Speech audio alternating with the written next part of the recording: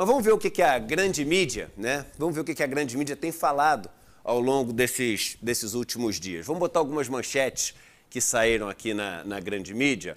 Eu não sei se a gente vai começar pelo Estadão, pelo Globo. Vamos lá, produção, põe aqui. Então vamos começar pelo Estadão. Estadão deu a seguinte matéria. Lula é um sujeito de sorte. Com um cenário exterior bem melhor do que o previsto e sinais positivos na economia interna, está na hora do presidente aproveitar a sorte para fazer escolhas certas. Ou seja, Lula só está fazendo besteira, não está fazendo escolhas certas, segundo o Estadão, né? E ele podia aproveitar que deu sorte e parar de fazer besteira. Vamos ver o que o Globo diz. Eu acho que é o Globo que a gente tem aqui. Ó, o Globo, Merval Pereira, né? Merval Pereira falando o seguinte: não basta sorte. Banco Central independente tem a mesma característica simbólica, à custa do PT, e custa ao PT entender que a política de juros do BC teve papel fundamental para o controle da queda da inflação. Ou seja, o mérito é do Roberto Campos Neto. O mérito é dos governos anteriores, né? É o que o Globo tá querendo dizer aqui. Mas tem mais, não tem mais? Tem mais matéria aqui falando que o governo... essa aqui é a matéria da Revista Oeste, né? Da turma que gosta de bater no governo também, dizendo o seguinte: olha só, isso que está acontecendo, isso tudo vai acabar, tá? Vocês estão achando que a economia está melhorando? A economia vai para o buraco. Ainda só não chegou a hora. Então ele diz o seguinte: olha, esse relatório que saiu melhorando a nota do Brasil, esse relatório da S&P, esquece isso, tá? A gente vai dizer o seguinte para você: as coisas vão piorar, vão se deteriorar. Então aqui, ó, Goldman Sachs critica o relatório da S&P e aponta, ou seja, prevê deterioração da economia brasileira. Isso aqui é o que o S&P está dizendo. Mas tem mais, vamos ver. Vamos ver o que mais as pessoas estão dizendo sobre a sorte do Lula. Vamos lá. Próximo post, tem o do Moro, tem outro de jornal também. A gente separou ali todos. Tem mais um de jornal, hein, gente? Vamos lá. Post do Sérgio Moro. Sérgio Moro, o que ele postou ontem quando saiu essa melhora da nota do Brasil? O Brasil tem que comemorar a elevação da nota... Isso é Moro escrevendo, desculpa, tá? Parece que eu estou falando errado, mas o Moro escreve assim mesmo. O Brasil tem que comemorar a elevação da nota do Brasil, né? Moro.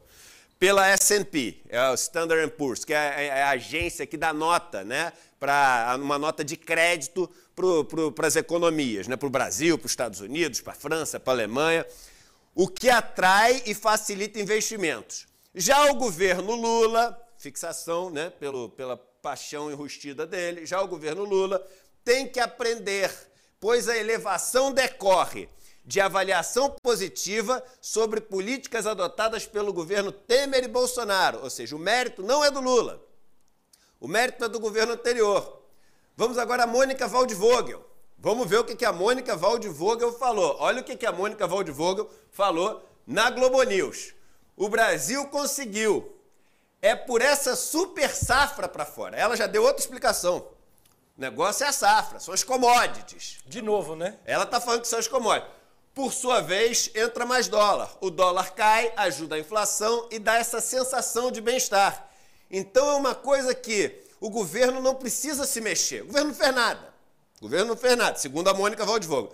Na verdade, essas coisas, a safra foi plantada no passado. Então, é tudo se ajeitando. Teve um lance de sorte. Então a Mônica Waldvogel diz que são as commodities que o governo deu sorte. Gente, você sabe que tem várias pessoas, vários pensadores ao longo da história já falaram sobre essa questão de sorte. O Thomas Jefferson, por exemplo, ele dizia que quanto mais a vida passava, mais ele notava que quanto mais esforço ele fazia, mais sorte ele tinha. Essa é uma frase famosa. Foi adaptada pelo Tiger Woods, por exemplo, que falava o seguinte: quanto mais eu treino, mais sorte eu tenho no jogo, né? Mas outras pessoas, como Woody Allen, naquele filme Match Point, ele dizia, né, na verdade o personagem começava dizendo o seguinte: olha, o cara que disse que na vida é melhor ter sorte do que ser bom, entendia muito das coisas. E aí eu já começo dizendo o seguinte: se Lula é realmente esse cara que tem tanta sorte, que quando ele entra as coisas melhoram, e foi assim lá em 2002 quando ele venceu, foi assim em 2006 depois quando ele venceu, está sendo assim agora, vamos ficar com cara de sorte, né? Se é para escolher entre o cara que tem sorte e o cara que não tem sorte, vamos ficar com cara de sorte. Mas será que isso é sorte? Será que tudo isso que essas pessoas estão falando não dava para prever? Sem querer dar aquela do eu te disse, não te disse, sem querer dar aquela do eu te disse, não te disse, eu vou puxar um tweet que eu fiz em novembro do ano passado. Eu fiz esse tweet em novembro do ano passado. Põe o meu tweet aqui. Olha só, deu sorte, pegou o boom das commodities. Novembro do ano passado eu escrevi isso. Mônica Waldvogel. Mônica Waldvogel. Na verdade, só colheu os frutos do que o Paulo Guedes plantou. Isso aqui é o quê? Moro. Sérgio Moro. Ou, uma continuação do que o Moro diz, foi esperto, fez tudo o que a direita manda. Embaixo, esperem, já já vocês vão ver a bomba explodir. Goldman Sachs. Goldman Sachs, e revista, que está na Revista Oeste. Aí eu termino dizendo aqui, dando aqui umas ideias para os Minions, para explicar a melhora da economia quando acontecer. Não tinha erro. Não tinha erro, estava tudo escrito. Eu não tenho bola de cristal. Mas, como Mark Twain diz, a história não se repete, mas ela rima, e rima muito parecido. É claro que a turma ia usar isso, as gavetas estão prontas, as desculpas estão na mesa. E em novembro eu falei exatamente o que ia acontecer. Começando com esse exatamente igual que a Mônica Waldvogel falou, exatamente, depois falando esse que o Moro falou e depois falando esse que a Goldman Sachs falou. Agora vamos ver alguns dados. Vamos ver alguns dados, porque eu acho que é importante, porque o pessoal fala, não, mas o Bolsonaro pegou a pandemia. Calma aí. Você teve 2 anos de Temer e 1 ano de Bolsonaro com as mesmas políticas, antes da pandemia. E como é que foi o crescimento durante esses 3 anos, 2 de Temer e 1 de Bolsonaro? Foi, em média, 1% ao ano. 1% ao ano. E veja que tinha que ter crescido muito mais, porque quando teve aquele ataque institucional no Brasil, o golpe com a ex-presidente Dilma, e a economia brasileira caiu 7%, era fácil subir muito, porque você tem uma coisa que a gente chama na economia de efeito base, você está comparando com um número muito baixo. Veja, Vivian, que se uma coisa cai de 10 para 2, ela caiu 80%. Se ela sobe de 2 para 4, ela subiu 100%, mas ainda está muito abaixo lá de trás. A gente chama isso de efeito base. Tudo que cai muito, os números que mostra a seguir são números de uma alta muito grande. Então, o governo, os 2 primeiros anos, os 2 anos do governo Temer e o primeiro ano do Bolsonaro, sem nenhuma crise, com as políticas neoliberais dele, foram um desastre, mesmo com uma base, para comparar, muito baixa. Aí, beleza, aí a gente tem agora a entrada do governo Lula. Eu queria mostrar 2 gráficos, podia mostrar um monte, mas a gente tem tempo aqui. Mostrar 2 gráficos para vocês. Vamos botar o primeiro gráfico, que é o gráfico do CDS de 5 anos. Eu vou explicar para vocês. O que é 5 Years CDS? CDS quer dizer Credit Default Swap. É um seguro que as pessoas fazem,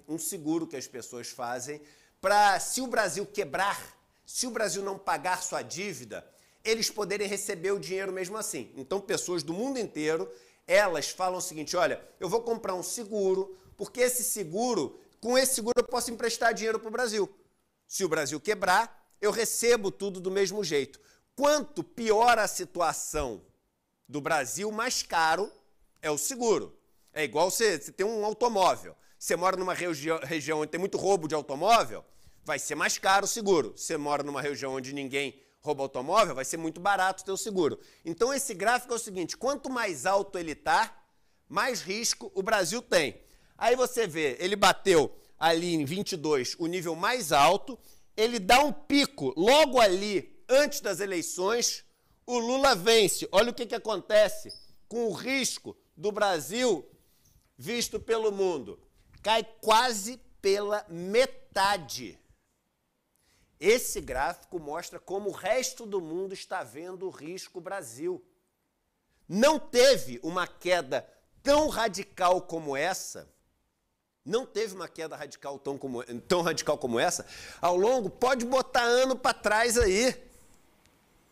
Quando o Lula entrou, o mundo inteiro, isso aqui não foi por causa da safra, isso aqui não foi porque o resto do mundo inteiro melhorou, não, essa melhora de Brasil foi uma melhora muito mais acentuada do que todos os outros países com os quais a gente se compara. Pode botar México, pode botar África do Sul, pode botar um monte de países emergentes, né?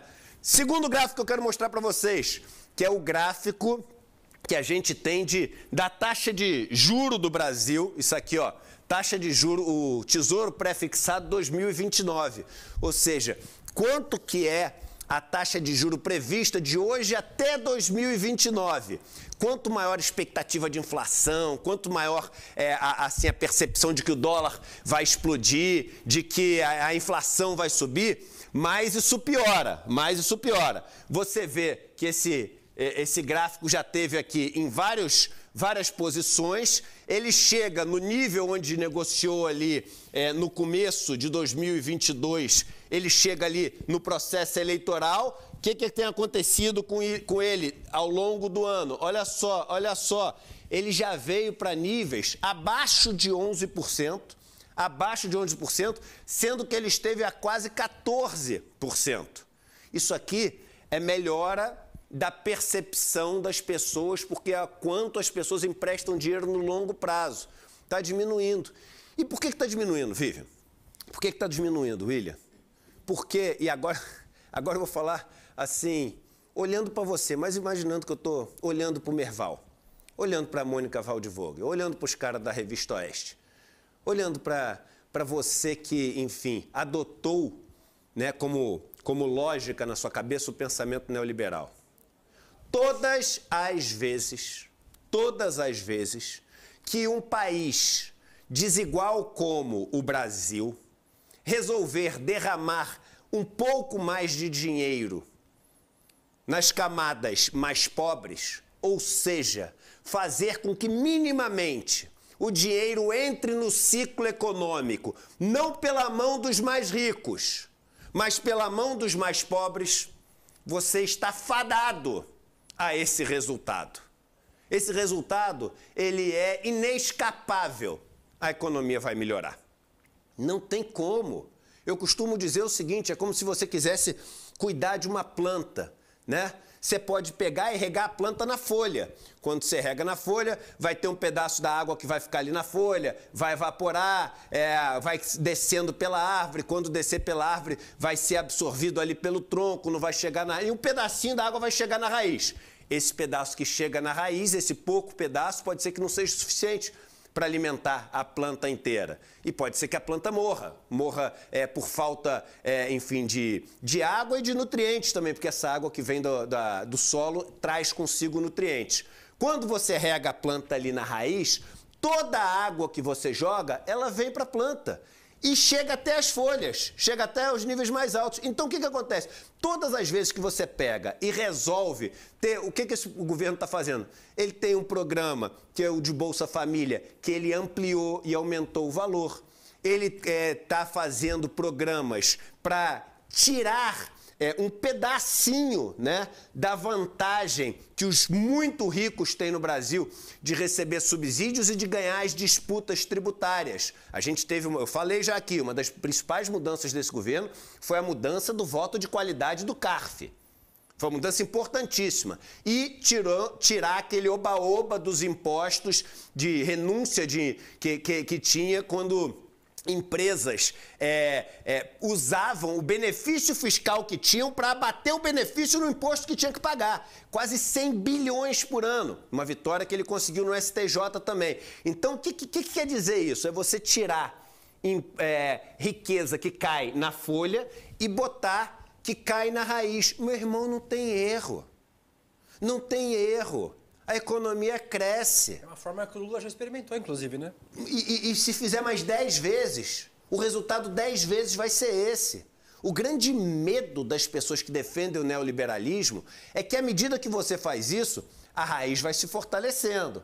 A raiz vai se fortalecendo. E quando a base se fortalece, meu irmão, ela pode se estruturar. Quando a base se fortalece, ela desenvolve um pensamento crítico e uma percepção do que está acontecendo que é perigosa. A minha crítica, quando eu faço aqui ao governo Lula, sempre vai ser o seguinte: olha, que legal que você fez isso, mas eu acho que não é o suficiente e não acho que não é nem perto do suficiente. Eu acho que a gente tinha que tentar fazer mais. Eu acho que o maior erro da esquerda no Brasil sempre foi não ter sido esquerda o suficiente. Mas, meu irmão, ser esquerda na economia, principalmente dessa forma assim, responsável, como o Lula sempre é, cara, não tem erro. O que tem erro é sair privatizando tudo. O que tem erro é você cortar o dinheiro que cai nas camadas mais pobres. O que tem erro é você subir juros imaginando que no Brasil a inflação é de demanda e não uma inflação de oferta. Agora, por que eles fazem isso se é um erro?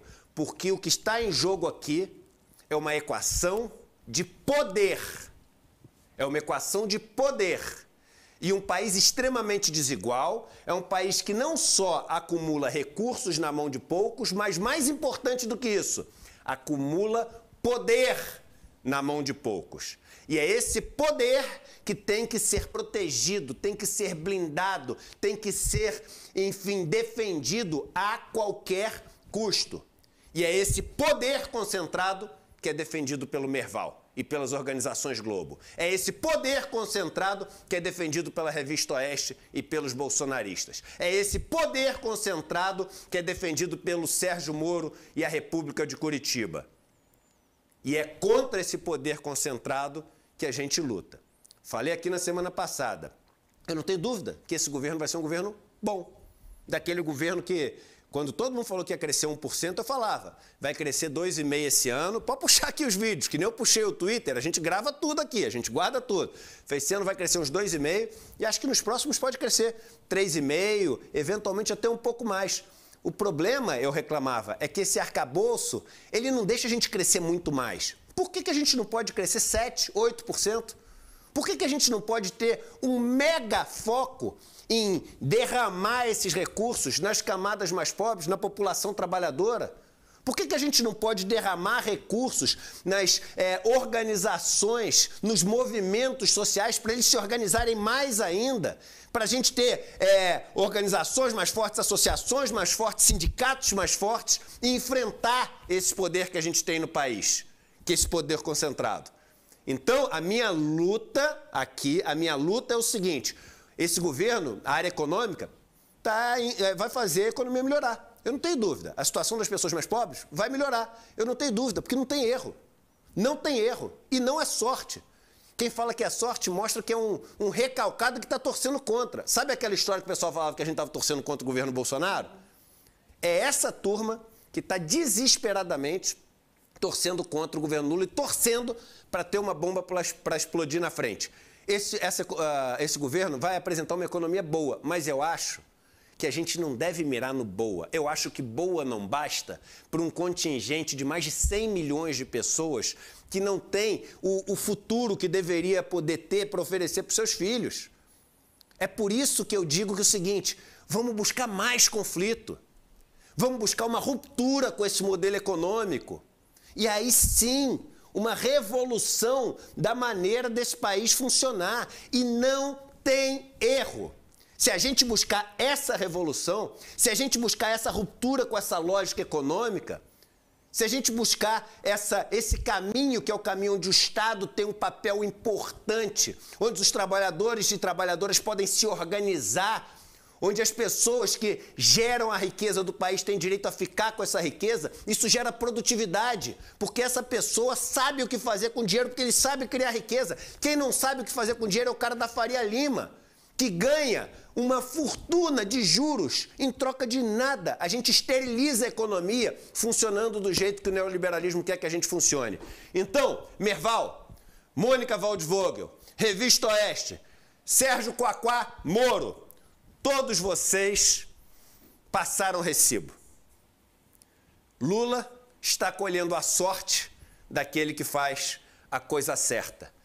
Aqui a crítica é ainda e vai ser. Dá para ser bem mais certo do que isso. Dá para ser bem mais radical nessas mudanças.